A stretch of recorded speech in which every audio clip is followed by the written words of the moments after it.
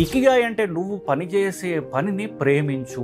Happy mind gives you happy body. ఊరికే జబ్బులు treat చేసుకోవటం, స్టెంట్ వేయడం, యాంజియోగ్రాములు చేయడం, ఆపరేషన్ చేయించుకోవడం కాకుండా ఇది రాకుండా నేనేం చేయగలిగాను. 100 ఏళ్ల పైన జీవించటము, ఆరోగ్యంగా ఉండటము, ఎటువంటి ఇల్ హెల్త్ రాకుండా ఉండటము. ఈ ఒకినావాలో ఉన్నటువంటి వాళ్ళ లాంగ్ లైఫ్ కారణం ఒకటి ఇకిగాయ్, రెండు వాళ్ళ డైట్లో కనుక్కుంది ఏంటంటే ఎక్కువ ఫిష్ తింటారు వాళ్ళు. ఫిష్లో omega-3 ఫ్యాటీ ఆయిల్ అది ఉండటానికి కారణము అది తినే మొక్క. క్రిల్ అనేటటువంటి సముద్రంలో ఉన్నటువంటి మొక్క. కార్బోహైడ్రేట్స్ మన డయాబెటిక్స్ క్యాపిటల్ లాగా అయిపోయింది ఇండియా అంటున్నాం. మరి వాళ్ళు కూడా రైస్ తింటున్నారు కదా, what is the difference? Sugar ఉంటే మనకు హార్ట్ అటాక్లు, కిడ్నీ ప్రాబ్లమ్స్ ఎక్కువ వస్తాయి, వాళ్ళకి పక్షవాతాలు ఎక్కువ వస్తాయి. చైనీస్ పాపులేషన్, చైనా, జపాన్ వాళ్ళకి రైస్ అంత డేంజరస్ కాదు. కార్బోహైడ్రేట్స్కి మనకి పబ్లిక్ ట్రాన్స్పోర్ట్ వాడటము, నడిచి వెళ్ళటము, సైకిల్ మీద సైకిల్ దొక్కడం, డబ్బు సంపాదిస్తూ సంతోషంగా ఎట్లా ఉండాలి అనేటువంటిది ఒక కాన్సెప్ట్గా చేసుకొచ్చారు. ఇది ప్రపంచంలో మామూలు మన జీవితాన్ని బతికేయడానికి, సంతోషంగా ఉండడానికి అంత ఉపయోగపడుతుంది. అంటే వాళ్ళు ఫుల్ ఆఫ్ హెల్త్ తోటి, without tablets, injections, without consulting doctor. వాళ్ళ శారీరక అరిగించుకునే శక్తి మిగతా వాళ్ళకంటే.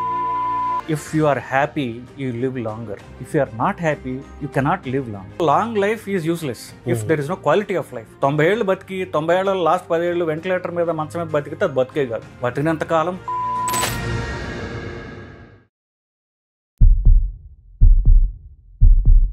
నమస్కారం. మనతో పాటు డాక్టర్ మొవ్వా శ్రీనివాస్ గారు ఉన్నారు. వారు జనరల్ మెడిసిన్లో ఎండీ చేశారు, కార్డియాలజిస్ట్గా సూపర్ స్పెషలైజేషన్ చేశారు. కార్డియాలజీ అంటే గుండెకు సంబంధించిన ఆరోగ్యంతో పాటు మనిషి శరీరానికి సంబంధించిన సంపూర్ణమైన ఆరోగ్యాన్ని కూడా వారు చూస్తారు. ఆ దిశగా అనేక మందికి వారు అవేర్నెస్, అవగాహన కల్పిస్తుంటారు. ఒక మనిషి యొక్క కంప్లీట్ హెల్త్ అంటే physical health, mental health, social health కూడా ఎలా ఉండాలి, ఈ మూడింటిని కూడా నమ్మి ప్రాక్టీస్ చేసే అతి తక్కువ మంది డాక్టర్స్లో డాక్టర్ మొవ్వా శ్రీనివాస్ గారు. వారిని అడిగి మనం ఇకిగాయ్ అనేది ఈ మధ్య బాగా వినపడుతున్నమాట. అది జపనీస్ ప్రాక్టీస్ చేసే విధానము. వాళ్ళు హెల్దీగా, ఎటువంటి జబ్బులు లేకుండా, మంచి ఆరోగ్యంతో, ఎటువంటి అనారోగ్యం లేకుండా, మంచి శరీర ఆకృతితోటి దాదాపు 100 ఏళ్ళు తక్కువ లేకుండా జీవించే వాళ్ళు అక్కడ ఉంటారని, వాళ్ళు ఇకిగాయ్ అనే సిద్ధాంతాన్ని నమ్ముతారని, ఆచరిస్తారని చెప్పి ప్రచారం జరుగుతుంది. అయితే మన భారతదేశంలో కూడా ఇకిగాయ్కి, భారతదేశ విధానానికి, ఆలోచన విధానానికి, లైఫ్ స్టైల్కి, తాత్విక చింతనకి మనం కంపేర్ చేసుకుంటే ఇకిగాయ్ కంటే ఇంకా మందరు చాలా ఉన్నాయి విషయాలు. అయితే మనం ఎందుకు అంత ఆరోగ్యంగా ఉండటం లేదు, వాళ్ళు మాత్రం ఎందుకు ఆరోగ్యంగా ఉంటున్నారు, మనం ఎక్కడ తప్పు చేస్తున్నాము, ఈ విషయాలన్నీ కూడా డాక్టర్ గారి ద్వారా తెలుసుకొని మన మానసిక, శారీరక, సామాజిక ఆరోగ్యాన్ని పెంచుకోవడానికి, చెడిపోకుండా ఉండటానికి ఏం చేయాలి, ikigai versus Indian philosophy of health and life style doctor గారి ద్వారా తెలుసుకునే ప్రయత్నం చేద్దాం. నమస్కారం. నమస్కారం డాక్టర్ గారు. ఇకిగాయ్ గురించి మనం మాట్లాడుకున్నాము. డాక్టర్స్ కూడా మాట్లాడుతున్నారు, అందరు ఇకిగాయ్ అంటున్నారు, బ్లూ జోన్స్ అంటున్నారు. ఏంటి సరే, what is ikigai? So ikigai అనేది ఒక జపాన్ మాట, అది మనకు తెలుస్తుంది, దాని పేరులో తెలుస్తుంది. సో బేసికలీ వాళ్ళు ఇకిగాయ్ అంటే బేసికలీ ఇకి అంటే జీవితం, గాయ్ అంటే అర్థం, పరమార్థం. నీ లైఫ్ పర్పస్ ఏమిటి అది తెలుసుకుని నువ్వు పని చేయగలిగితే నీ జీవితం ఆనందమయంగా ఉంటుంది అనేది వాళ్ళ ఫిలాసఫీ చెప్పారనుకోండి.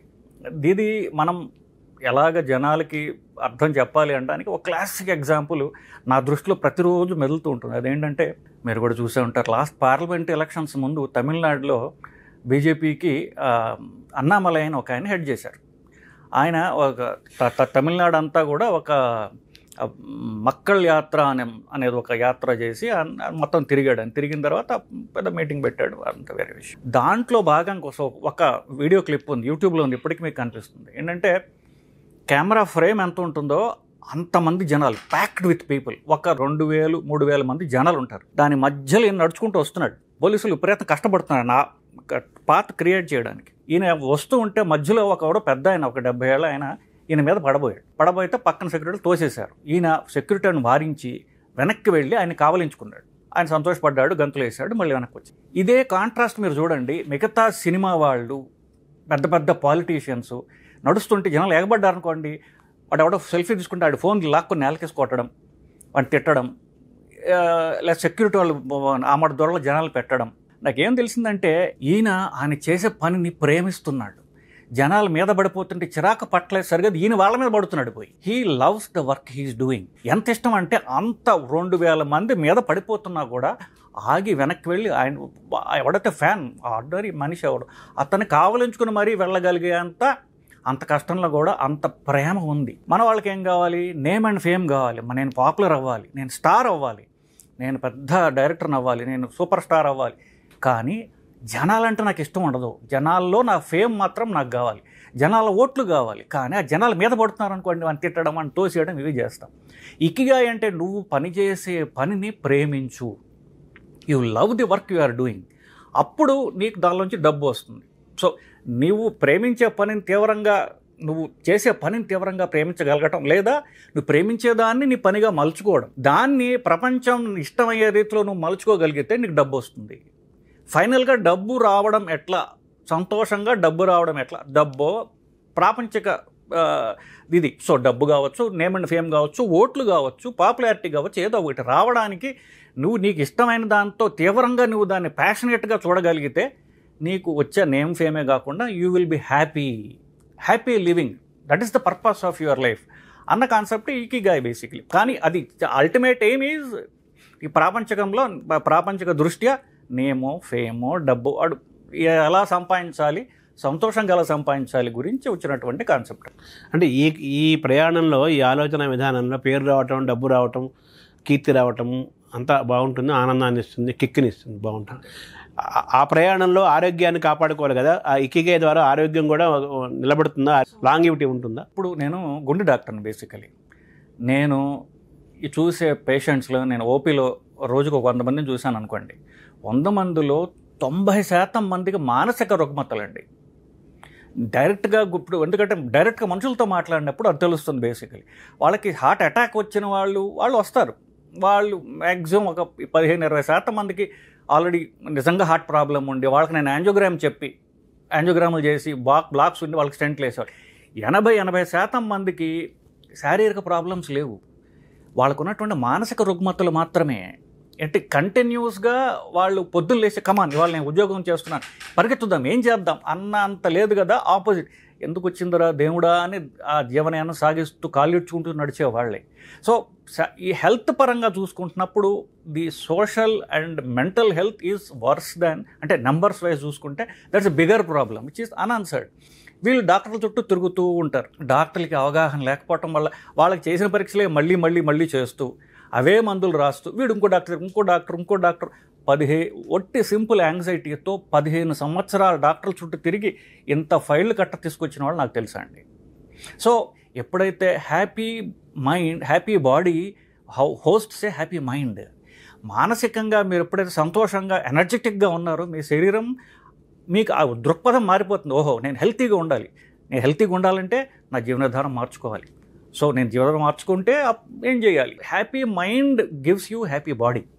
So this is the philosophy of health. Basically ఊరికే జబ్బులు ట్రీట్ చేసుకోవటం, స్టెంట్లు వేయడం, యాంజియోగ్రాములు చేయడం, ఆపరేషన్ చేయించుకోవడం కాకుండా ఇది రాకుండా నేనేం చేయగలగాలి? ఒకసారి హార్ట్ అటాక్ వస్తే నేను ఆల్మోస్ట్ ప్రాణం పోయే స్టేజ్కి వచ్చాను. ఇది రాకుండా నేను ఏం చేయాలి? నా లైఫ్ స్టైల్ని మార్చుకోవాలి అనే విధానంలో లైఫ్ స్టైల్లో ఇకిగాయ్ అనేది ఉపయోగపడుతుంది. సో ఇకిగాయ్ ద్వారా జపనీస్ వాళ్ళ లాంగివిటీని ఎక్కువ కాలం జీవించటము, తర్వాత ఆరోగ్యంగా ఉండటము, ఆనందంగా ఉండటము, సమయాన్ని సద్వినియోగం చేసుకోవటము, దాన్ని సంపూర్ణంగా ఆనందాన్ని అనుభవించటము, జీవితాన్ని ఎంజాయ్ చేయటము, ఇవన్నీ కూడా ఇకిగాయ్ యొక్క ఆ ఫిలాసఫీ ద్వారా వాళ్ళు పొందుతున్నారు, ఆచరిస్తున్నారు అంటున్నారు కదా. అది బై ప్రాక్టీస్లో రావాలా, బై నేచర్లో ఉంది? ఇది నిజంగా ఒకినావా అనేటటువంటి ఒక దీవి ఉంది జపాన్లో, అక్కడి నుంచి పుట్టిందండి. ఇన్ఫ్యాక్ట్ ఒకినావాలో 100 పైబడ్డ ఉన్న మనుషులు ప్రపంచంలో highest percentage of people who are more than 100 ఒకినావాలో ఉన్నారు. సో అక్కడి నుంచి పుట్టింది కాబట్టి వారింటిని జోడించి, అంటే ఇదంతా వాళ్ళు ఎలా వచ్చిందంటే అసలు ఒకినావాలో 100 పైబడ్డ వాళ్ళు ఎందుకున్నారు అని చెప్పేసి పోయి రీసెర్చ్ చేయడం మొదలుపెట్టారు. ఇన్ఫ్యాక్ట్ మన ఇండియాలో బజాజ్ ఫైనాన్స్ యొక్క చైర్మన్ ఉన్నాడు, ఆయన ఒకినావా ఐలాండ్ పోయి కూర్చున్నాడు. అక్కడ కూర్చుని అందరితో ఇంటర్వ్యూ చేసి మాట్లాడుతుండగా ఇట్ కేమ్ దట్ ఈ ఇకిగాయ్ అనే కాన్సెప్ట్ ఉందని. అప్పుడు ఇకిగాయ్ మీద రీసెర్చ్ చేసిన ఆయనతో ఈయన పోయి మాట్లాడి ఆయనతో తీసుకుని చేయడం జరిగింది. ఆయన పాపులరైజ్ చేశాడు దీన్ని, కార్పొరేట్ టాక్స్ అది ఇస్తూ పోయాడు. అంటే if you are happy you live longer, if you are not happy you cannot live long. హ్యాపీగా బతకడం ఎట్లా అంటే రోజు చేసే పనిలోనే నువ్వు హ్యాపీనెస్ జనరేట్ చేసుకుంటూ, ఈ రెండు కలిస్తే డబ్బు సంపాదన కూడా రావచ్చు. సో నువ్వు హ్యాపీగా పని చేసుకుంటూ అది నువ్వు మానిటైజ్ చేసుకోగలిగితే నీకు సాటిస్ఫాక్షన్ వస్తుంది, హ్యాపీనెస్ వస్తుంది. పని అది కష్టం కాదు, ఇష్టం అవుతుంది అప్పుడు. సో పనిని కష్టంతో కాకుండా ఇష్టంతో చేసుకుంటూ దాంతో డబ్బు సంపాదించగలిగితే you will live happy and long and healthy life అని ఆ ఒకినావా జనాలు మనకి ప్రూవ్ చేశారు. అంటే మన వాళ్ళు డబ్బులు సంపాదిస్తున్నారు, పేరు సంపాదిస్తున్నారు, కీర్తిని ఎంజాయ్ చేస్తున్నారు. అలాగే మీలాంటి డాక్టర్ల యొక్క సలహాలతోటి, చికిత్సలతోటి స్టెంట్లు వేసుకొని, మాత్రలు వేసుకొని మేనేజ్ చేస్తూ లైఫ్ ఎక్స్పెక్టెన్సీ పెరిగింది. కానీ హెల్త్ యొక్క ఎక్స్పెక్టెన్సీ పెరగలేదు కదా, లైఫ్ పెరుగుతుంది. కానీ ఇప్పుడు అందరూ ఉద్యోగాలు చేస్తున్నారండి. ఉద్యోగాలు చేసేవాళ్ళు ఎంతమంది ఆ ఉద్యోగాలు ఎంజాయ్ చేస్తున్నారు? 5 ఏళ్లకు 10 ఏళ్లకు ఉద్యోగాలు మారిపోతున్నారు తప్ప నేను నిజంగా ఇంప్రూవ్మెంట్ ఎట్లా తెచ్చుకోవాలని ఆలోచించట్లా. నాకు 95 ఉద్యోగం చేయాలి, నాకు జీతం రావాలి, బేసికలీ నా అవసరాలు తీర్చుకోవాలి, నేను ఏదో బతకడానికి చేస్తాను తప్ప ఉద్యోగం నిజంగా ఎంజాయ్ చేసి చేయడం లేదు అనేటటువంటి 95% ఆఫ్ పీపుల్ ఉద్యోగాలు చేస్తున్నారు. నిజంగా వాళ్ళ ప్యాషన్తో ఉద్యోగాలు చేయడం, ప్యాషన్తో పని చేయడం లేదు. ఉద్యోగం వేరు, పని వేరు. సో ప్యాషన్తో చేయకుండా ఏదో ఒక నాకు గానుగద్దు మాదిరి ఏదో చేయడం, ఏదో సంపాదించడం, కానీ నాకు అది వేరే ఇష్టం అండి. నాకు సినిమాలు అంటే ఇష్టం అండి, కానీ సినిమాల కోసం వచ్చి సినిమాలతో బతకలేక ఏదో ఉద్యోగం చేసుకుంటున్నాను, నేను కృష్ణానగర్ పక్కన ఉంటా, ఇట్లా వచ్చేవాళ్ళు ఉంటారు నా దగ్గరికి. సో వాడి ప్యాషన్ వాడు చేయలేకపోతున్నాడు. జీవన భృతి కోసం ఏవో చేసుకుంటూ బతుకుతున్నాడు. అది సక్సెస్ఫుల్ కాదు, ఇది సక్సెస్ఫుల్ కాదు. చివరికి జీవితాంతం ప్రతిరోజు నిస్పృహతోటి, నైరాశ్యంతో బతికేస్తున్నారు. ఇప్పుడు శ్రమించటం వేరు, రమించటం వేరు, ప్రేమించటం వేరు. ఎగ్జాక్ట్లీ, కరెక్ట్ అండి. ఇవన్నీ ఉండాలి. మీరు ఇకిగైని ఏ విధంగా అర్థం చేసుకున్నారు? ఆ ఒకనవా ప్లేస్లో 100 ఏళ్ల పైన జీవించటము, ఆరోగ్యంగా ఉండటము, ఎటువంటి ఇల్ హెల్త్ రాకుండా ఉండటము, వాళ్ళ మనలాగా ఒబెస్గా ఉండకుండా కూడా, వాళ్ళు పట్టలు కూడా లేకుండా మామూలుగా ఈ బిఎంఐలు మెయింటైన్ చేస్తూ ఉంటాం. ఏంటి వాళ్ళ సీక్రెట్ ఆఫ్ సక్సెస్ అండ్ వాళ్ళ లైఫ్ స్టైల్, వాళ్ళ జీవన విధానం మీరు గమనించింది ఏంటి? ఫస్ట్ ఒకటి, ఈ ఒకినావాలో ఉన్నటువంటి వాళ్ళ లాంగ్ లైఫ్ కారణం ఒకటి ఇకిగాయ్, 2 వాళ్ళ డైట్. అఫ్ కోర్స్ డైట్లో వాళ్ళ జపాన్ ఒక ఐలాండ్ కాబట్టి వాళ్ళు డైట్లో కనుక్కుంది ఏంటంటే ఎక్కువ ఫిష్ తింటారు వాళ్ళు. ఫిష్ తినడం వల్ల ఫిష్ ఆయిల్స్ ఎక్కువ రావడం వల్ల వాళ్ళకి కొలెస్ట్రాల్ తక్కువ ఉంటుంది. అందరూ సన్నగా ఉంటారు, బరువు తక్కువ ఉంటుంది వాళ్ళకి. They are happier than most people. ఎందుకు హ్యాపీయర్ దాన్ మోస్ట్ పీపుల్? వాళ్ళు అంటే దీనిలో ఈ ఇకిగాయ్ కాన్సెప్ట్లో ఏంటంటే, ఫస్ట్ నీకు నచ్చిన పని చేస్తున్నావా, నువ్వు చేసే పని నీకు నచ్చుతుందా basically, do you love what you do. థర్డ్ది ఏంటంటే, నువ్వు నచ్చిన పని చేస్తుందో అది ప్రపంచం దృష్ట్యా నీకు అది ప్రపంచం కావాల్సిందే. ఇది నువ్వేదో చేసుకుంటూ పోవడం కాకుండా ప్రపంచానికి నచ్చింది నువ్వు చేస్తున్నావా. ఈ మూడు కలిస్తే 4వది అయినటువంటి ప్రాపంచిక నుంచి మీకు డబ్బు ఎక్స్పెక్ట్ చేసేది, డబ్బు కీర్తో ఇవన్నీ కూడా మీకు వస్తాయి అని చెప్పేసేది. సో బేసికలీ వాళ్ళ లాంగ్ లైఫ్కి కారణం ఒకటి వాళ్ళ డైటు, 2వది హ్యాపీ లివింగ్. హ్యాపీ లివింగ్ వల్ల డైట్ బాగుండి మన మనసు ప్రశాంతంగా ఉండడం వల్ల they are putting more time, they have more time available. ఆ మోర్ టైంని వాళ్ళు ఎక్సర్సైజ్ కానివ్వండి, if you are happy you want to run. ఇప్పుడు సింపుల్ ఎగ్జాంపుల్, ఎవరైనా బార్కి వెళ్తారు, బార్ తాగి డ్రింక్ విట్టి అందరూ డ్యాన్స్లు వేస్తారు, ఎందుకు? They are happy. If you are happy మీ చేతులు కాళ్ళు ఆడిస్తుంటారు మీరు. So if you are happy in the mind you exercise, go and exercise. So with a happy mind ఆ టైంను వాడు ఫిజికల్ యాక్టివిటీ కూడా ఉపయోగించడం ద్వారా వాళ్ళ హెల్త్ కూడా వాళ్ళకి పెరుగుతుంది. వాళ్ళు బేసిక్గా పబ్లిక్ ట్రాన్స్పోర్ట్ వాడటము, నడిచి వెళ్ళటము, సైకిల్ మీద సైకిల్ దొక్కడం, ఇవన్నీ చేస్తారని కూడా విన్నాం కదా. ఇదంతా వాళ్ళ నుంచి డ్రైవ్ చేసుకున్నారు ఈ జీవన విధానాన్ని. వాళ్ళ ఆబ్వియస్లీ వాళ్ళ షింటో రిలీజియన్ అని, వాళ్ళకి బౌద్ధం జపాన్లో వెళ్ళడం షింటో రిలీజియన్ అనేటటువంటి వాళ్ళ ఇప్పటికీ వాళ్ళ రాజాశ్రయం పొందినటువంటి మతం వాళ్ళ షింటో రిలీజియన్. సో అది చైనా నుంచి వచ్చింది, తర్వాత బౌద్ధం వచ్చింది. వాళ్ళకి 2 కాంబినేషన్ వస్తాయి. కానీ షింటో రిలీజియన్ నుంచి వచ్చినటువంటి కాన్సెప్ట్ ఇది బేసికలీ, ఈ హ్యాపీ లివింగ్ అనేది. ఈ బుద్ధిజము, హిందూయిజము వీటికి వచ్చేసరికి దానికంటే ఒక స్టెప్ పైకి వెళ్తారు వీళ్ళు. ఆఫ్ కోర్స్ అంటే వాళ్ళు మనం సంతోషంగా ఎలా బతకాలి, డబ్బు సంపాదిస్తూ సంతోషంగా ఎట్లా ఉండాలి అనేటువంటిది ఒక కాన్సెప్ట్గా చేసుకొచ్చారు.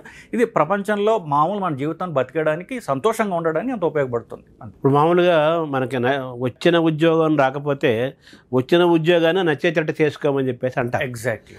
అక్కడ కూడా వాళ్ళకి ప్రతివాడికి వాడికి నచ్చిన ఉద్యోగము, నచ్చిన పనే దొరకదు కదా. అది ఇట్స్ నాట్ ప్రాక్టికల్ కదా.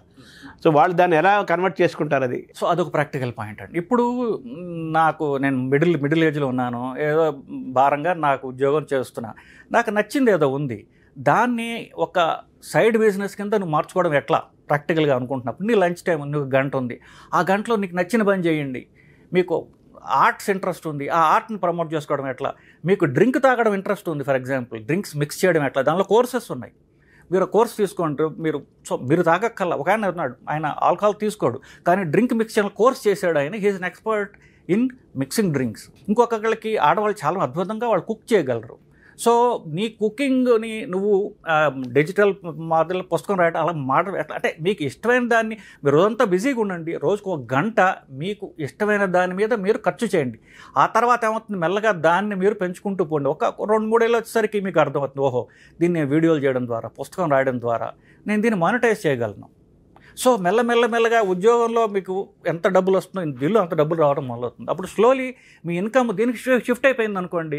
మీకు నచ్చింది మీరు చేస్తూ, మీ ప్యాషన్ మీరు చేస్తూ డబ్బు కూడా సంపాదించగలుగుతున్నారు. మీ ఇకిగాయిని మీరు పూర్తిగా మీరు అంటే ఈ పర్పస్ ఆఫ్ లైఫ్ని మీరు సాధించగలిగారు, మీ ఇకిగాయిని మీరు కనుక్కోగలిగారు.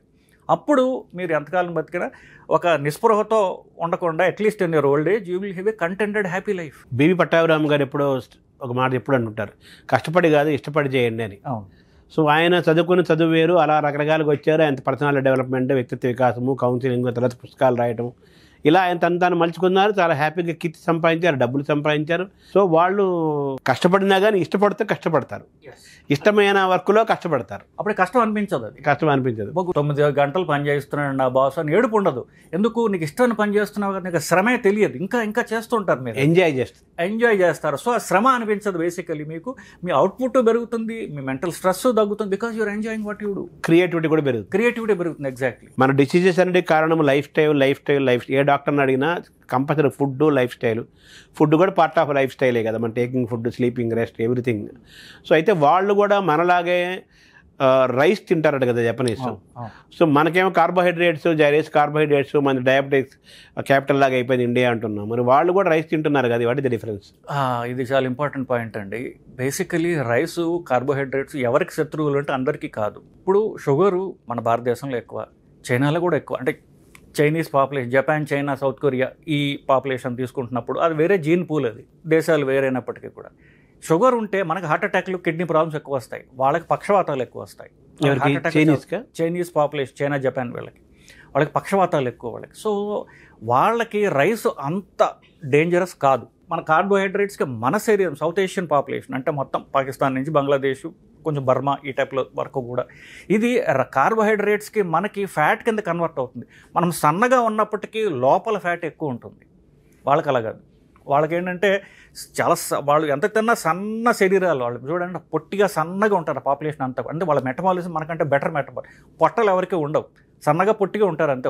వాళ్ళు అసలు వయసే తెలియదు, మగ ఆడెవరో కూడా తెలియదు మనకి. అంత ఒకే యూనిఫామ్ పాపులేషన్ వాళ్ళది. సో వాళ్ళ మెటబాలిజం మనకంటే డిఫరెంట్ అండి.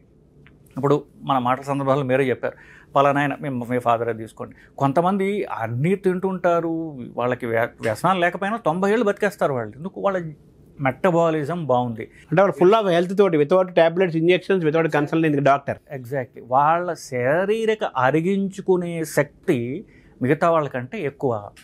ఎందువల్ల అది జీన్స్, అది మనం ఏమి చేయలేం బేసికలీ. కానీ వాళ్ళు యాజ్ ఎ పాపులేషన్ వాళ్ళ మెటబాలిజం బెటర్ మెటబాలిజం. వాళ్ళు రైస్ తిన్నప్పటికీ కూడా రైసే తినరు వాళ్ళు మనలాగా. రైస్ కొంచెం తింటారు, మిగతా అది ఫిష్ అన్నారు కదా, ఫిష్ సూషీ అంటారు దాన్ని. సో రైస్ని ఫిష్లో ర్యాప్ చేస్తారు దానికి. సో రైస్ ఎంత తింటారు, ఫిష్ అంతే తింటారు కాబట్టి గుడ్ కొలెస్ట్రాల్ వాళ్ళకి రావడం ద్వారా వాళ్ళు ప్రొటెక్ట్ అవ్వబడ్డారు. మెటబాలిజం కూడా బెటర్ మెటబాలిజం, అందువల్ల వాళ్ళు కాపాడబడ్డారు. ఫిష్ మంచిదని మన డాక్టర్లు కూడా చెబుతున్నారు. ఒమేగా 3 మంచిది చాలా అంటున్నారు, ఐకి మంచిది, అన్ని మంచిది అంటున్నారు. బట్ ఇక మనం ఇండియాకి వచ్చారు, మనకుండే ఫిలాసఫీ, మన తత్వంలో వెజిటేరియన్, నాన్ వెజిటేరియన్ 2 భాగాలుగా మన ఆహార విధానం ఉంది. కాబట్టి మరి వెజిటేరియన్స్ మరి ఫిష్ తినలేరు కదా, తినకూడదు కదా, తింటం లేదు కదా కొంతమంది. దాన్ని ఎలా చూడాలి మనం కంపారిటివ్గా? ఫిష్ అంటే ఫిష్ కాదు, ఫిష్లో ఉన్నటువంటి ఆయిల్. ఆ ఫిష్ ఆ ఫిష్ పోయి సముద్రంలో ఉన్నటువంటి మొక్కల్ని తిని, క్రిల్ అంటారు దాన్ని, ఆ మొక్కల్ని తిని ఆ మొక్కల్ని దాన్ని తిండి కింద తీసుకుంటుంది, దాంట్లో ఉన్నటువంటి ఆయిల్. సో ఇప్పుడు అదే ఆయిల్ వచ్చేసింది, క్రిల్ ఆయిల్ అని ఉంది, ఒమేగా-3 ఫ్యాటీ యాసిడ్స్ అనేటువంటి ఆయిల్ ఉంది. So of course fish liver oil అని కూడా ఉంది బేసికలీ. సో మీకు ఫిష్ తిన్నప్పుడు ఫిష్లో ఆయిల్ తీసుకోవచ్చు, అది కూడా నాకు యానిమల్ తిన్నట్టుగా ఉంది అనిపిస్తే డైరెక్ట్గా ఒమేగా-3 ఫ్యాటీ యాసిడ్స్ అంటే ఏ మొక్క నుంచి అయితే ఆయిల్ వచ్చిందో ఆ మొక్కను తీసుకోవడం, ఆ మొక్కలో ఉన్నటువంటి ఆయిల్ తీసుకోవడం ద్వారా మనకు అంతే హెల్త్ బెనిఫిట్స్ మనకి వస్తాయి. So ఒమేగా-3 fatty acids, krill oil ఇవన్నీ కూడా తీసుకోవచ్చు. ఫిష్లో ఒమేగా-3 ఫ్యాటీ ఆయిల్ అది ఉండటానికి కారణము, ఫిష్లో ఉండటానికి కారణం అది తినే మొక్క అది krill అనేటటువంటి సముద్రంలో ఉన్నటువంటి మొక్క. ఆ మొక్క మనకి అవైలబుల్గా లేదా? అది సముద్రంలో పెరుగుతుంది. ఆ మొక్కల్లోంచి ఆయిల్ డిరైవ్ చేస్తారు. krill ఆయిల్ అని దొరుకుతుంది మాట. ఇప్పుడు మన అది యూసేజ్ పెద్దగా ఎక్కడ కనిపించట్లేదు కదా. ఎక్కడ లేదు బేసికలీ. బట్ ఇది సైంటిఫిక్లీ ప్రూవ్. దీపక్ భట్ అని ఒక ఆయన హార్వర్డ్ యూనివర్సిటీలో, ఇది గూగుల్లోనే ఉంటుంది, చూడొచ్చు మీరు. ఆయన నేను కలిశాను కూడా బేసిక్గా. ఆయన ఇండియా వచ్చి కొన్ని కాన్ఫరెన్స్లో ప్రజెంట్ చేశారు కూడా. ఆయన he did a lot of research and preventive cardiology, block రాకుండా ఏం చేయాలి అని దాని గురించి. దాంట్లో భాగంగా ఈ ఒమేగా-3 ఫ్యాటీ యాసిడ్స్, ఇక DHE అన్నటువంటి సబ్స్టెన్స్, ఇవన్నీ కూడా రీసెర్చ్ ద్వారా కనుగొనబడిన తప్ప ఇదేదో ఒక భావజాలం నుంచి వచ్చింది కాదు. సో ఇప్పుడు మనము రకరకాల ఆయిల్స్ వాడుతున్నాము. మనం ఆయిల్స్ ఇంటేక్ తీసుకుంటే ఇంగ్రీడియంట్స్గా మార్చుకుంటే దాన్ని మార్చుకుంటూ వస్తున్నాము in the interest of the health. అందులో భాగంగా మీరు చెప్పిన ఈ ఒమేగా ఫ్యాటీ యాసిడ్ల మూలమైన ఆ గ్రిల్, ఆ మొక్కని మనం ఆయిల్గా మలుచుకోవటంలో మనం ఎందుకు వెనకబడుతున్నాం? అంటే అది కమర్షియల్ చేసే అంత ఇంకా ఇంట్రెస్ట్ లేదు వాళ్ళకి. అంటే ఇప్పుడు ఆ సముద్రం నుంచి ఎక్స్ట్రాక్ట్ చేయాలి, అదే బయట మనం పెంచుకోవచ్చు కదా. కొన్ని సముద్రంలోనే ఆ మొక్కను ఎక్స్టెన్సివ్గా పెంచడం ద్వారా దాని నుంచి ఆయిల్ తీయడం ఎట్లా, ఇట్లాంటిది ఇంకా అది ఆ టెక్నాలజీ ఇంకా డెవలప్ చేసుకోవట్లేదు మనం ఇంకా బేసిక్గా. సో దాని కన్నా మనం ఆ సముద్రంలో ఉండే ఆ మొక్క, ఆ గ్రిల్ను బయటికి తీసి వాటిని పెంచి దాన్ని ఆయిల్ ఎక్స్ట్రాక్ట్ చేసి ఆయిల్ మనం వాడుకోవడం కానీ మొదలు పెడితే అందరికీ కూడా, వెజిటేరియన్ అందరికీ కూడా ఒమేగా-3 ఫ్యాటీ ఆయిల్ అందుతుంది. సో మన కొలెస్ట్రాల్ పెరగకుండా ఉంటుంది, మంచి కొలెస్ట్రాల్ అదే చెడు కొలెస్ట్రాల్ అదే తగ్గించుకుంటాం ఆటోమేటిక్గా. సో బ్లాక్స్ స్టెబిలైజ్ అయిపోతాయి, హార్ట్ అటాక్స్ రాకుండా మనం కాపాడుకోవాలి. అది చేసుకోవాలి. తర్వాత ఇకిగైలో వాళ్ళు 1, 2, 3, 4, 5 ఉన్నాయి కదా. మీరు మీ థియరీని ప్రకారం దాన్ని ఎలా చూస్తారు? 4 ప్రిన్సిపల్స్ ఉంటాయి. డూ వాట్ యు లవ్, సెకండ్ది do what you are good at. So ఈ రెండు నిజానికి దగ్గరగా ఉంటాయి. నీకు ఏదైతే నీకు దాన్ని లవ్ చేస్తావు కదా, నీకు ఏదైతే నీ స్కిల్ దేంట్లో ఉందో దాన్ని ప్రేమించు, ఆ పనే చెయ్యి. ప్రపంచానికి నచ్చేది ఇదేనా, లేకపోతే ప్రపంచానికి నచ్చే విధంగా దీన్ని నువ్వు మార్చుకో. 4వది దీని నుండి నువ్వు డబ్బు సంపాదించు. ఇవి 4 ప్రిన్సిపల్స్. ఇన్ఫ్యాక్ట్ ఒక ఆయన ఉన్నారు, ఆయన ఇప్పుడు ఇండియన్ కానీ అమెరికా వెళ్ళి సెటిల్ అయ్యారు బేసిక్. ఆయన పేరు నావల్ రవికాంత్.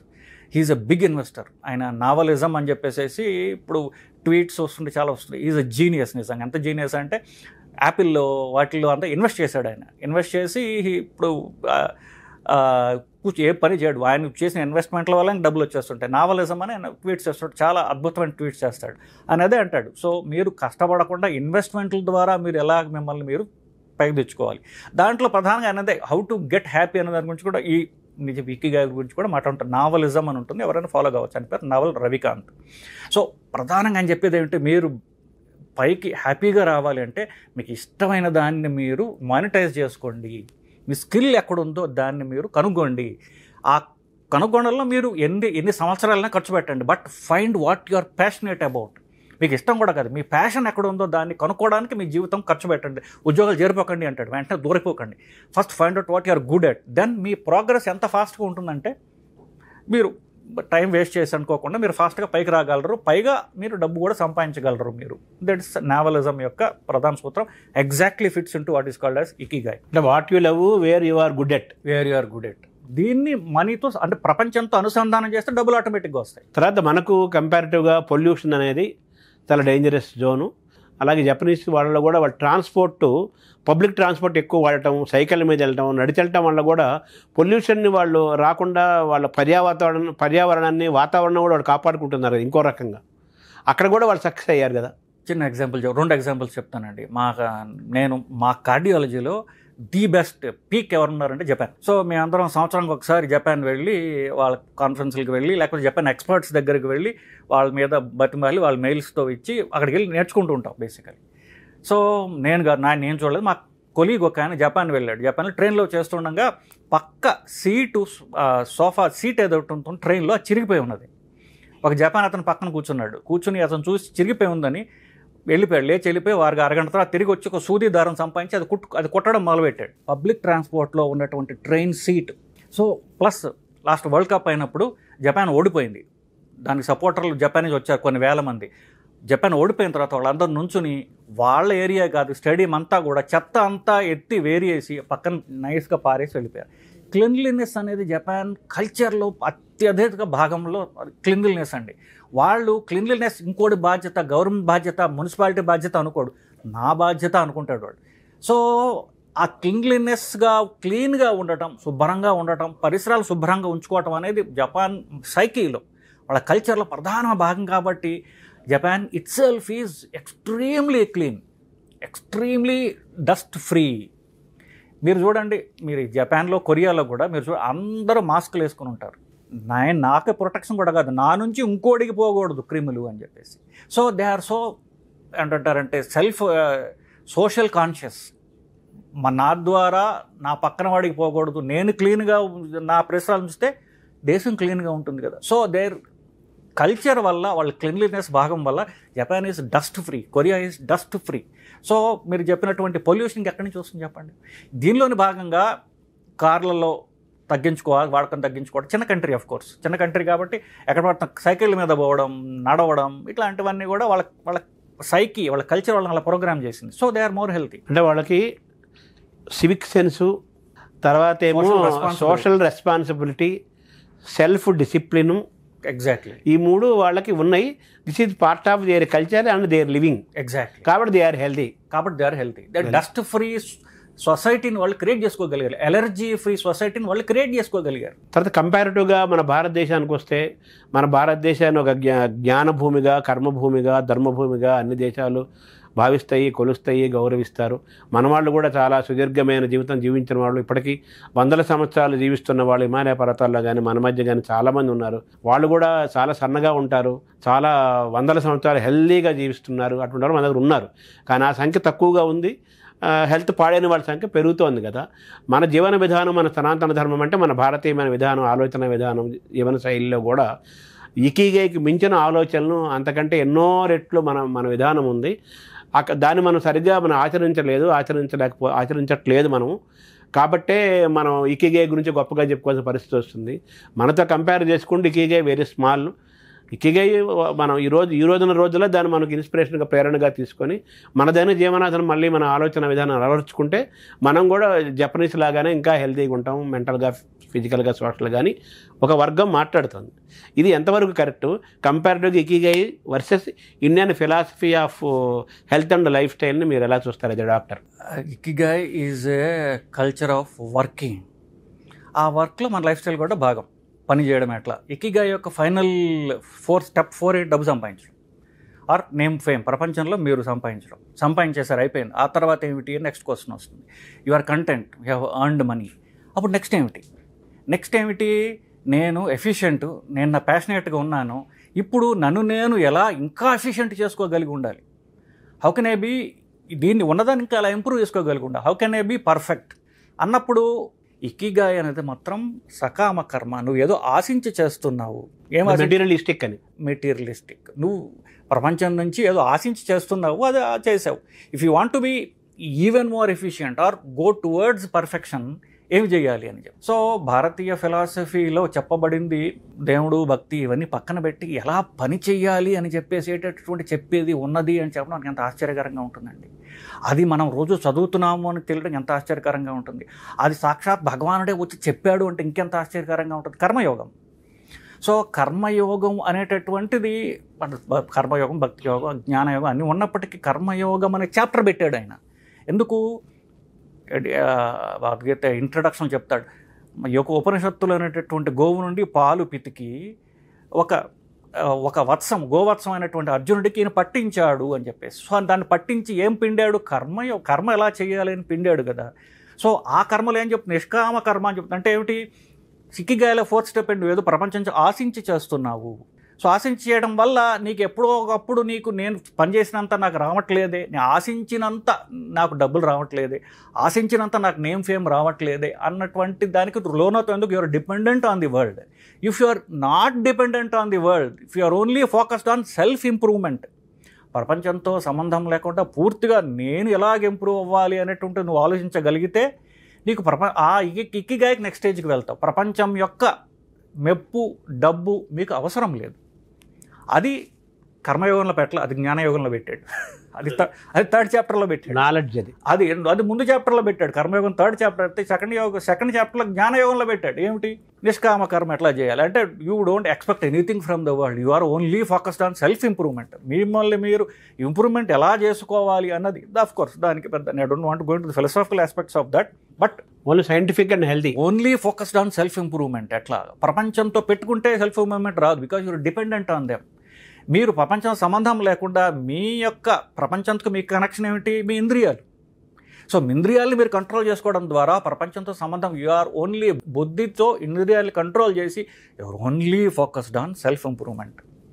అది జ్ఞానయోగం అన్నాడు. So we're a step ahead than. Ikigai తర్వాత ఏమిటి? ఇది సకామకర్మ అయితే నిష్కామకర్మ చెప్పింది మన భగవానుడు చెప్పినటువంటి భగవద్గీతలో. వాళ్ళకి మనకి తేడా ఏంటంటే ఇకిగే ఏంటంటే ఓన్లీ మెటీరియలిస్టిక్గా ఆనందము కీర్తి, ఆనందము డబ్బు కీర్తి అని అక్కడ నువ్వు కొట్టుకుంటున్నప్పుడు అప్పుడు నీకు మెంటల్ హెల్త్ని కోల్పోతాం కదా మనం ఆ రేసులో. చిన్న ఎగ్జాంపుల్ ఇస్తాను సార్. ఒక డీజీపీ పోలీస్ డైరెక్టర్ జనరల్గా పనిచేసిన ఆయన, ఒక ఆయన నేను 2 నెలల క్రితం చూసా. ఆయన రిటైర్ అయ్యి సంవత్సరం ఎంతో అయింది. ఎప్పుడైతే పవర్ పోయిందో సివియర్ డిప్రెషన్కి లోనైపోయాడు ఆయన. సో ఎందుకు? ఆయన యొక్క సెల్ఫ్ ఎస్టీమ్, ఆయన సెల్ఫ్ వర్త్, ఆయన సెల్ఫ్ కాన్ఫిడెన్సు ఆ పవర్ ఇచ్చేటటువంటి హంగు, ఆ పవర్ ఇచ్చేటటువంటి పవర్ మీద ఆధారపడి ఉంది. ఎప్పుడైతే అది పోయిందో డిప్రెషన్లోకి వెళ్ళిపోయాడు ఆయన. ఆయన సెల్ఫ్ వర్త్ అంటూ లేదు.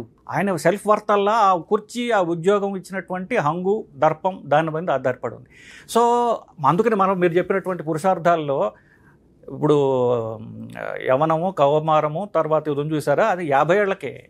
50 ఏళ్ళు అంటే ముందు you are training yourself for retirement basically. అంటే నా ఉద్యోగం నుంచి నాకు సెల్ఫ్ ఎస్టీమ్ రాదు, నా సెల్ఫ్ ఎస్టీమ్ నా నుంచే వస్తుంది. My self worth depend on my mind. అంటే you are care of yourself, not anything or any position. ఇంకోటి ఏమి నిన్ను ఆహా ఓహో అన్నాడనో, ఇంకోటి ఇచ్చిన డబ్బుల గురించో కాకుండా నీ సెల్ఫ్ కాన్ఫిడెన్స్ నీదే, దాన్ని నువ్వే జనరేట్ చేసుకోగలుగుతున్నావు. వాడు తిడితే నీ సెల్ఫ్ కాన్ఫిడెన్స్ తగ్గదు. వాడు నేను ఒక 10 మందో 100 మంది వచ్చి నువ్వు అది ఇది తిట్టినా కూడా if you know yourself నీకు డిప్రెషన్ రాదు, భయము వేయదు. ఎందుకు? You know what you are. ఆ వాళ్ళకి అలా కాదు.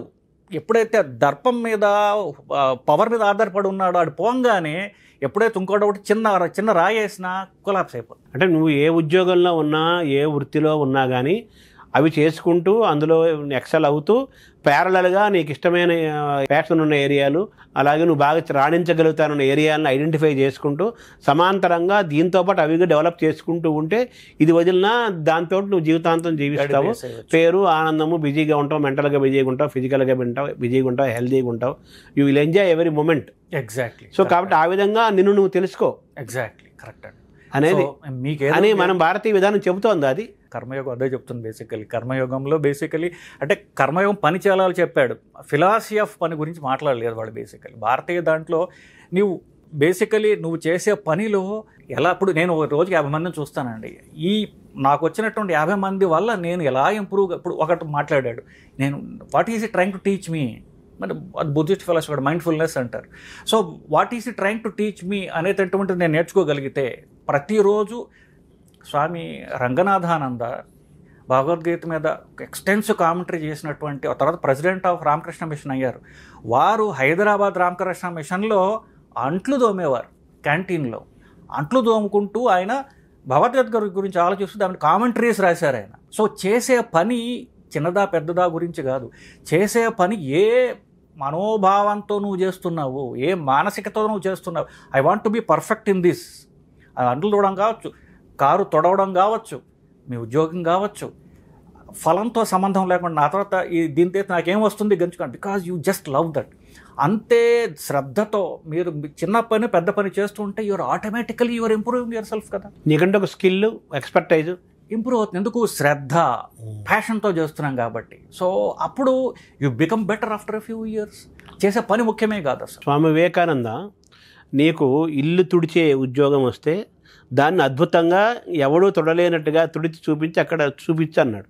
తద్వారా నీకు స్కిల్ వస్తుంది, గుర్తింపు వస్తుంది, ఇతరుల డిసిప్లిన్ ఉంది, క్రియేటివిటీ ఉంది, అన్నీ ఉన్నాయి. కాబట్టి మనం why don't we pick him up అని అనుకొని. ఇది ఇండస్ట్రీ అండి అమెరికాలో. ఇది industry. House cleaning is an industry. Rug cleaning is an industry in America. You can monetize your skill definitely, but you should be passionate about. అప్పుడు మీరు దీనిలో ఎలాగ ఇంప్రూవ్ అవ్వాలి, కొత్త ఎక్విప్మెంట్ ఎలా తేవాలి, దీనిలో ఇంకా బెటర్గా నేను ఎలా చేయాలి, అవే మీకు ఆటోమేటిక్గా వచ్చేస్తాయి. So you become better at it. అయితే ఈ క్రమంలో మనిషి మెదడుకి బ్రెయిన్కి ఎక్సర్సైజ్ ఉండాలంటారు, ఎగ్జాక్ట్లీ. బాడీకి ఎక్సర్సైజులు ఉండాలంటారు ఎగ్జాక్ట్లీ కదా. మరి ఎలా ఈ బ్రెయిన్కి ఎక్సర్సైజ్ ఎలా చేయాలి, ఎగ్జాక్ట్లీ అలా బాడీకి ఎక్సర్సైజ్ ఎలా చేయాలి, అలా మనిషి హెల్త్లో ఫుడ్ పార్ట్ కూడా జీన్స్, ఫుడ్ పాత్ర, లైఫ్ స్టైల్ ఇవన్నీ అంటున్నారు కదా. వీటిని మనం ఎలా మనం బ్యాలెన్స్ చేసుకుంటూ మనం జపనీస్కి ఆదర్శంగా తీసుకొని మనం ఎప్పుడు ఆదర్శంగా మారాలంటే ఏం చేయాలి మీరు చెప్పండి. So long life is useless if there is no quality of life. 90 ఏళ్ళు బతికి 90 ఏళ్ళ లాస్ట్ 10 ఏళ్ళు వెంటిలేటర్ మీద మంచం మీద బతికితే అది బతికే కాదు. బతికినంతకాలం నేను కార్డియాలజిస్ట్గా చెప్తున్నాను, బేసిక్లీ నా aim of treating my patients is to not make them live longer, give them quality of life till their last day. So చివరి రోజు దాకా మీరు నడుస్తూ మాట్లాడుతూ ఉండటం ట్రీట్మెంట్ యొక్క లక్ష్యం బేసికలీ. సో దానికి you need a sharp mind. ఇప్పుడు అమెరికాలో వాళ్ళ మెయిన్ ప్రాబ్లం, హెల్త్ ప్రాబ్లం ఏంటంటే వాళ్ళ lot of their money is being drained by dementia. So dementia అంటే బ్రెయిన్ డీజనరేట్ అయిపోతుంది. వాళ్ళు డీజనరేట్ అయిపోయి వాళ్ళు పాపం వాళ్ళని గుర్తుపట్టుకోలేరు, వాళ్ళ పేరే వాళ్ళకి తెలియదు. దే ఆర్ లైక్ వెజిటబుల్స్, ఇంకోళ్ళ మీద ఆధారపడిపోయి ఉన్నారు, జ్ఞాపశక్తి కోల్పోతున్నారు, అల్జీమర్స్ వస్తున్నాయి పూర్తిగా. ఎందువల్ల? యాక్టివ్ మైండ్స్ లేక. If you can keep your mind active after retirement. ఇప్పుడు 50 తర్వాత మీ మైండ్ ఇంకా యాక్టివ్గా ఉందనుకోండి, అంతే యాక్టివ్ అంటే ఇక అయిపోయింది, చేసేది ఏం లేదు, కూర్చొని టీవీ చూసుకోవడం లేకపోతే ఫ్రెండ్స్తో గంట వెళ్ళడం కాకుండా రోజంతా మీ మైండ్ అంతే ఇంటెన్సిటీతో ఎంగేజ్ చేయబడి ఉంటే డీజనరేట్ ఎలా అవుతుంది? అదే మెంటల్ ఎక్సర్సైజ్ అంటారా? అదే మెంటల్ ఎక్సర్సైజ్. మీరు you are totally drawn into something. రకరకాల ప్లాన్లు వేస్తున్నారు, ఆ ప్లాన్లో ప్రెషర్ వస్తుంది, ఆ ప్రెషర్ని తట్టుకుని మళ్ళీ ఎలా పైకి వెళ్ళాలో ఆలోచిస్తున్నారు మీరు. So you are continuously occupied for 8 to 10 hours a day అనుకోండి. డిమెన్షియా ఎలా వస్తుంది? ఫస్ట్ ఈ యాక్టివ్ లైఫ్ స్టైల్లో భాగంగా your body is kept healthy. మీరు ఎక్సర్సైజ్ చేస్తారు, ఒరే రేపు నాకు ఈ మోకాళ్ళ నొప్పులు నడవలేకపోతే నేను కొత్త ప్రాజెక్ట్ ఎలా చేసుకుంటా, నాకు 60 ఏళ్ళు కావచ్చు, how can I go for the new project? So you automatically you align your life in a healthy way. అంటే మన కత్తికి సానబట్టినట్టుగా మెదడుకు పదును పడుతున్నట్టు. సో పదును పట్టడానికి మీరు అంతే యాక్టివ్గా మీరు లైఫ్ స్టైల్ ఉండగలిగేలాగా మీరు ప్లాన్ చేసుకోవాలి. మీరు 40 ఏళ్ళు 50 ఏళ్ళు కనీసం ఒక 50 ఏళ్ళకైనా మీరు ప్లాన్ మొదలు పెడితే 60 రిటైర్మెంట్కి వచ్చేసరికి మీకు ప్లాన్ సెట్ అయి ఉంటుంది బేసికలీ. సో 50 ఏళ్ళకి నేను ఒక 10 ఏళ్ళు రిటైర్ అవుతున్నా, సో రిటైర్ అయిన తర్వాత ఇంతే యాక్టివ్ లైఫ్ కంటిన్యూ చేయాలంటే నేను ఏం చేయాలి? ప్లస్ దానిలో డబ్బులు కూడా రావాలి, నాకు రిటైర్మెంట్ అంటే సరిపోదు, నాకు I want money also. So మీరు 10 ఏళ్ళు మీరు దాని మీద ఇన్వెస్ట్ చేసి ప్రాక్టీస్ చేయగలిగితే retirement is just another step in your life. అది అవ్వగానే కొత్తదానికి వెళ్ళిపోతారు. మీరు రెస్ట్ తీసుకోవడం ఉంటుంది కానీ రిటైర్మెంట్ ఉండదు. Exact. So rest the brain and body. Rest కూడా లేదు, కష్టం వల్ల ఇష్టం అయిపోయింది, ఇంకా అంతే కష్టం తగ్గిపోయింది, ఇష్టంతో మీరు ఇంకొక 20 ఏళ్ళు 30 ఏళ్ళు ఉంటారు. సో అంటే మెంటల్ ఎక్సర్సైజ్ అంటే ఏంటి మీరు సూజ్ చేసేది? యాక్చువల్లీ నిజం చెప్పాలంటే డిమెన్షియాకి తగ్గడానికి కారణం ఫిజికల్ ఎక్సర్సైజ్ అని చెప్పారు వాళ్ళు. So if your body is active, the brain forms new connections and neurons degenerate అవ్వకుండా కొత్త కనెక్షన్స్ లింక్ ఉన్నది. శరీరానికి బ్రెయిన్కి కూడా లింక్ ఉన్నది. So physical exercise helps in mental health also. So మెంటల్గా యాక్టివ్గా ఎలాగ ఉండాలి అంటే మైండ్ ఎప్పుడు ప్రెషర్లో ఉండాలి, లేకపోతే రిలాక్స్ అయిపోతుంది కదా. ప్రెషర్లో ఎప్పుడు ఉంటుంది? ఉద్యోగం చేస్తూ ఉంటుంది, పని చేస్తూ ఉండాలి. పని చేస్తూ కొత్త ఛాలెంజెస్ మీరు అంటే తీవ్రంగా ఆలోచిస్తూ ఉండాలి ఒక డైరెక్షన్లో. సో అది ఇంట్లో రావుగా, కూర్చొని చేస్తే రావు కదా. మీరు ఒక ప్రొఫెషన్లో ఒక పనిలో ఉంటే కొత్త ఛాలెంజెస్, దాని గురించి మీరు ప్లాన్ చేయడం, ఎగ్జిక్యూట్ చేయడం, ఇవన్నీ కొత్త ఛాలెంజెస్ బ్రెయిన్కి ఇవ్వగలిగినప్పుడు ఇవి డీజనరేట్ కాకుండా మీరు దాన్ని కాపాడుకోగలరు. ఇందులో భాగంగా మీరు వాకింగ్ గురించి కూడా ప్రత్యేకంగా చెబుతుంటారు. సో మనిషి నడవటం వల్ల కూడా స్ట్రెస్లో ఉంటే స్ట్రెస్ తగ్గిపోతుందని మామూలుగా మెంటల్గా ఆలోచిస్తే, అది అలా ఫిజికల్ హెల్త్ అనుకోండి. అలాగే మన body oxygen, blood circulation levels, తర్వాత ఒక షార్ప్నెస్ ఆఫ్ ది బ్రెయిన్, తర్వాత body structure, BP levels, sugar levels నార్మల్గా ఉండటము, కొలెస్ట్రాల్ తగ్గిపోవటము, మంచి కొలెస్ట్రాల్ ఏర్పడటము, డైజెస్టివ్ లెవెల్స్ పెరగటము, స్లీప్ రావటము, ఇలా అనేకం ఉన్నాయి. వాకింగ్ ఇది ది బెస్ట్ ఎక్సర్సైజ్ మీరు చెబుతుంటారు కదా. సో మీరు వాకింగ్లో మీరు ఇచ్చే టెక్నిక్స్ ఏంటి? ది బెస్ట్ వాకింగ్ అంటే ఏంటి? ఇందులో డూస్ ఏంటి, డోంట్స్ ఏంటి వాకింగ్లో? సో వాకింగ్ అనేది ఎక్సర్సైజ్లో ప్రథమ స్టెప్ అండి. Basically first step is walking. దాని తర్వాత చాలా ఉంటాయి బేసికలీ. సో ఎంతసేపు నడవాలి అనేది అందరూ అడుగుతారు. ఎంతసేపు నడవాలంటే మీరు అడిగిన అన్ని క్వశ్చన్లకి ఒకటే ఆన్సర్ చెప్పచ్చు, ఇవాళ ఇంతకంటే నా వల్ల కాదు అనేటటువంటి దాకా శరీరాన్ని తీసుకెళ్ళాలి.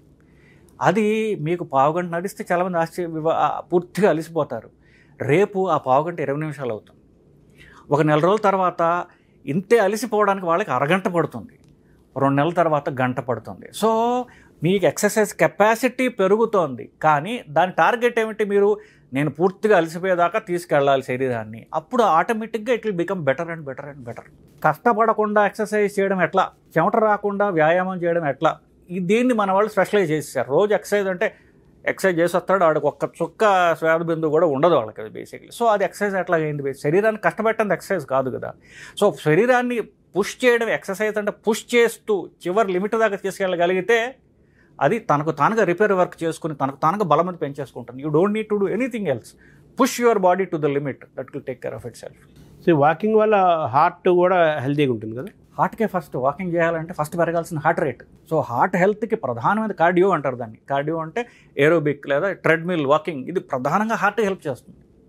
మజిల్స్ తర్వాత ఫస్ట్ హార్ట్కి హెల్ప్ చేసేది walking, running, jogging, treadmill. Brain power కూడా వాకింగే కదా. బ్రెయిన్ పవర్ కూడా వాకింగ్. ఎందుకు? సర్క్యులేషన్ పెరుగుతుంటుంది కదా. మీరు నడుస్తుంటే గుండె హార్ట్ రేట్ పెరుగుతుంది. సో శరీరం మొత్తానికి అది బ్లడ్ ఇంకా ఇంకా ఇంకా అందిస్తూ ఉంటుంది. సో ఆక్సిజన్ అందుతుంది, చెడు లాగేస్తుంటుంది blood. So the system is whole మొత్తం ఒక సర్వీసింగ్ అయిపోతూ ఉంటుంది. సో షుగర్ లెవెల్స్, బీపీ లెవెల్స్ని కూడా తగ్గిస్తుంది అన్ని. ఎప్పుడు? ఎందుకంటే ఈ షుగర్ తింటేనేగా మజిల్స్ పనిచేసేది. అవును. సో కొలెస్ట్రాల్ తింటేనేగా మజిల్ పనిచేసేది. సో ఇది కూడా అదే క్లీన్ చేసేస్తుంది. హార్ట్ మీద ప్రెజర్ ఏమి ఉండదా? హార్ట్ చాలా తెలివైన ఆర్గన్ అండి. అది మీకు ఎంత కావాలో దానికి తెలుసు. మీరు నడుస్తుంటే హార్ట్ రేట్ పెరుగుతుంది, కొన్నాళ్ళకి దానికి అలవాటు అయిపోతుంది. ఎంత నడిస్తే హార్ట్ రేట్ పెరగదు. So it becomes more and more efficient. కొంతమంది రన్నింగ్ చేస్తూ హార్ట్ ఫెయిల్ చచ్చిపోయారని, ఎందుకని రన్నింగ్ చేస్తారని ఇలా రకరకాలుగా అంటున్నారు. వాళ్ళ గుండె జబ్బులు ఉన్నా లేదో వాళ్ళు పరీక్ష చేసుకోరు కాబట్టి. గుండె జబ్బు ఉన్నప్పుడు పరిగెత్తమని ఎలా చెప్తాం? ఆల్రెడీ గుండె బలహీనంగా పరిగెత్తమని ఎలా చెప్తాం? బేసిక్ గుండె నార్మల్ హెల్త్, నేను మాట్లాడేది హెల్తీ పీపుల్ గురించి. బేసిక్ గుండె పరీక్షలు చేసుకుని తర్వాత మాట్లాడు. సో గుండె జబ్బులు ఉన్నవాళ్ళు, గుండె పరమైన ఇబ్బందులు ఉన్నవాళ్ళు, వాళ్ళు మరి వాకింగ్ ఎలా తీసుకోవాలి? వాళ్ళు గుండె బలం పెరగడానికి వాకింగ్, రన్నింగ్ మాత్రమే మందులండి. మిగతా మందులు లేవు. గుండె పంపింగ్ పెంచే మందులు లేవు. గుండె పంపింగ్ పెంచేది ఎక్సర్సైజ్ మాత్రమే. గుండె బలహీనంగా ఉంటే నువ్వెంత ఎక్సర్సైజ్ చేయగలవు? ప్రిస్క్రిప్షన్ తగ్గుతుంది, జీరో కాదు. జీరో ఎక్సర్సైజ్ ఉన్నటువంటి గుండె జబ్బు లేదు. మీ గుండె బలహీనంగా ఉంది, మీరు ఎంత ఎక్సర్సైజ్ చేయగలరో అంతే ఎక్సర్సైజ్ వాళ్ళకి ప్రిస్క్రిప్షన్ ఇవ్వబడుతుంది వాళ్ళకి బేసికలీ. సో వాకింగ్ ఇది best exercise for anything and everything. అందరికీ అంటే వాకింగ్, రన్నింగ్, జాగింగ్, ఇది బేసిక్ ఆ సీక్వెన్స్. థ్యాంక్ యూ డాక్టర్ గారు. నమస్కారం.